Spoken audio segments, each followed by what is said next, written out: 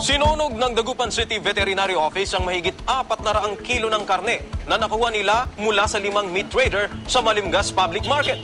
Napagalamang nilabag ng mga meat trader ang Administrative Order 22 ng Department of Agriculture o ang guidelines sa proper handling ng frozen at chilled meat products. Hindi raw kasi inimbak ng mga trader ang karne sa chiller pagka-deliver nito sa palengke. May mga standby na freezer din sana. Kasi pag naka-display o dinidisplay yun is maganda yung temperature, maintain siya habang dinidispose.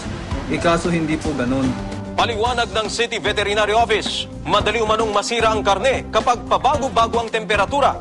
Kaya delikado ito sakaling mabili at makain. Resulting to either dun sa kakaroon ng gastrointestinal problem at saka dun sa poisoning.